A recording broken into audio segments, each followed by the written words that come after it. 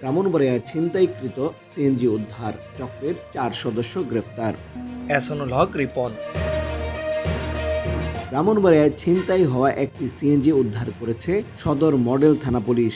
এই ঘটনায় জড়িত ছিনতাইকারী চক্রের 4 সদস্যকে গ্রেফতার করে পুলিশের অভিযানে উদ্ধার হওয়া সিএনজিটি শহরের পীরবাড়ি এলাকা থেকে জব্দ করে। পুলিশ জানায়, গত 29 এপ্রিল গভীর রাতে সদর উপজেলার সুলতানপুর কাউতুলি হাইওয়ে সড়কের হাদুঘর রামরাইল ব্রিজের পশ্চিম পাশে সিএনজি চালককে মারধর করে হাত পা বেঁধে ফেলে রেখে তার অটোরিকশাটি ছিনতাই করে নিয়ে যায় দুর্বৃত্তরা। পরে ভুক্তভোগী মোহাম্মদ আব্দুল হাকিম সদর মডেল থানায় অভিযোগ দায়ের করলে পুলিশ তদন্ত নামে। অভিযানের অংশ হিসেবে 21 মে রাতে ভাদুঘর এলাকা থেকে সন্দেহভাজন আবদুল্লাহ ওরফে সাহস মিয়াকে আটক করে পুলিশ।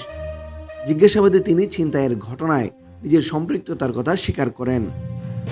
তার দেয়া তথ্যের ভিত্তিতে পরবর্তী অভিযানে পায়েল পাঠান, ইয়াসিন ও সাদ্দাম হোসেনকে গ্রেফতার করে। পুলিশ জানায়, গ্রেফতারকৃতরা সংঘবদ্ধভাবে সিএনজিটি ছিনতাইয়ের পর বিক্রি করে দেয়। পরে তাদের দেয়া তথ্য অনুযায়ী শহরের পীরবাড়ি এলাকা থেকে ছিনতাইকৃত সিএনজিটি উদ্ধার করে। এই ঘটনায় গ্রেফতার আবদুল্লাহ আদালতে 164 ধারায় জবানবন্দিও দিয়েছেন। প্রাথমিক তদন্তে পুলিশ জানতে পেরেছে, গ্রেফতারকৃতদের বিরুদ্ধে আগে থেকেই চুরি, ডাকাতি ও ছিনতাই সহ একাধিক মামলা রয়েছে। এই ঘটনায় সদর মডেল থানায় মামলা দায়ের করা হয়েছে এবং গ্রেফতারকৃতদের আদালতে সোপর্দ করা হয়েছে। তানভীর হাসান, সারা বাংলা নিউজ, ব্রাহ্মণবাড়িয়া।